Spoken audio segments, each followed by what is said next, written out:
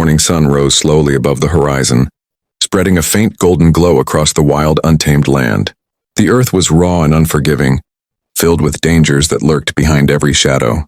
A group of early humans crouched near the mouth of a cave, their thin bodies shivering in the cold breeze. The night had been long, and their hunger only worsened with each passing hour. Children clung to their mothers, their faces pale with weakness, their cries soft but painful to hear. Hunger was not new to them. It was a constant companion. But this time it felt heavier, sharper, more threatening. The leader of the group, a strong man marked with scars earned from battles with beasts and nature alike, studied the land ahead with unblinking eyes.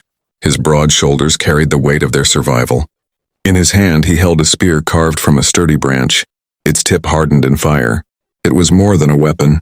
It was their only hope. Around him the others prepared in silence.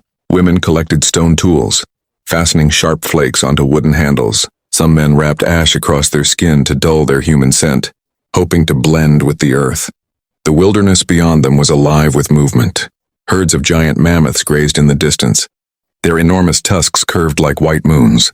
Birds of prey circled the skies, searching for weakness below, while saber-toothed cats prowled the edges of the forest, their glowing eyes catching the light.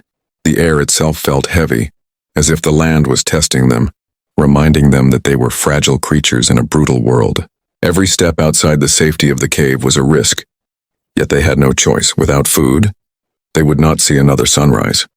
The group began their march across the plains, bare feet pressing into the damp soil. Every sound was sharp in their ears, the snap of a twig, the rustle of tall grass, the distant roar of a predator. They moved in silence, their hearts quickening, knowing that both prey and hunter waited somewhere ahead. The smell of earth and wild plants filled their nostrils, but the gnawing emptiness in their stomachs overpowered everything. Their survival was more than a physical struggle. It was a fight of the spirit. They depended on each other, on trust and instinct. They knew that alone no one could endure the wild. But together there was a chance, however small. Their eyes reflected determination, but beneath it flickered fear, the fear of failing, of returning to their children empty-handed, of becoming prey themselves in a land that never forgave weakness. Life 1,000,000 years ago was not measured in years, months, or even days. It was measured in moments, moments of hunger, of danger, of courage.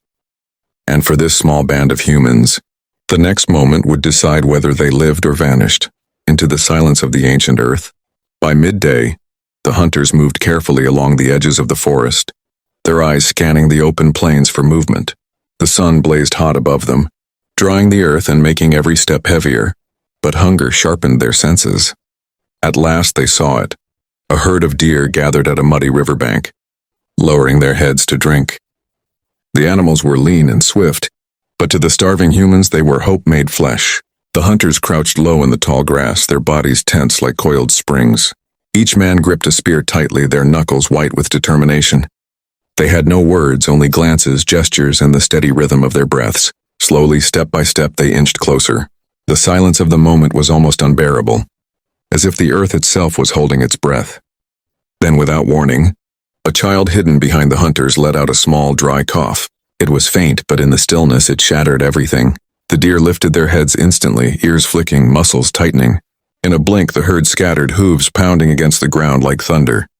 The hunters leapt forward, desperation fueling their legs, their voices erupting into sharp cries as they hurled their spears. One spear found its mark. It struck deep into the side of a deer, and the animal let out a desperate cry before stumbling to the ground. The hunters rushed, surrounding it quickly, finishing the struggle with stones and blades. Blood spilled across the grass, staining their hands, but they did not waste time. With practiced swiftness, they carved the meat, dividing portions and wrapping chunks in broad leaves. Every movement was fast, urgent. They knew that the smell of blood would soon attract larger predators. By the time the sun began to sink, they returned to their cave, weary but triumphant. The children's eyes widened at the sight of fresh meat, their weak cries turning to eager shouts. The women prepared the fire, feeding it with dry wood and blowing gently until the flames rose high. Sparks danced into the darkening sky as the first pieces of meat roasted over the crackling fire. That night, warmth spread through the tribe. They sat close together, faces glowing in the flickering light, chewing hungrily, savoring every bite. The air was filled with the smell of cooked flesh, The crackle of fire and the soft laughter of children who, for the first time in days, felt full. For a moment, danger seemed far away, as if the shadows had retreated beyond the light of the flames. Yet in their hearts they knew this peace would not last. The wilderness never rested. Tomorrow hunger would return and the hunt would begin again. For early humans, survival was never guaranteed. It was earned each day, with blood, sweat, and courage.